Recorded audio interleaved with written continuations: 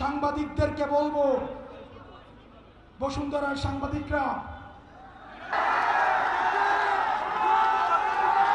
বসুন্ধরার সাংবাদিক খুনি হাসিনার পক্ষে এই বসুন্ধরার মিডিয়া কি বৈধতা উৎপাদন করেছে আমরা ভুলে যাই না।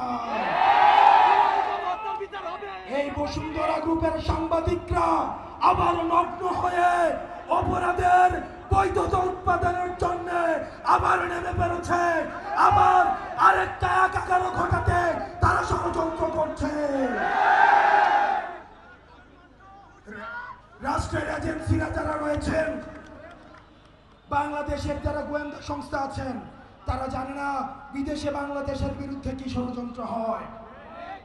তারা জানে না বাংলাদেশের সার্বভৌমত্ব ঝুঁকিতে ফেলার জন্য কি ষড়যন্ত্র হয়। তারা যেটা করে, তারা ক্যান্টনমেন্টে বসে বসে রাজনৈতিক দল খুলে তারা এই দলের বিরুদ্ধে আরেকটা দলকে লাগিয়ে দেয়, তারা এক নেতার বিরুদ্ধে আরেক নেতাকে লাগিয়ে দেয়। আপনারা বাংলাদেশের গোয়েন্দা সংস্থা, আমরা আপনাদেরকেও দেখছি।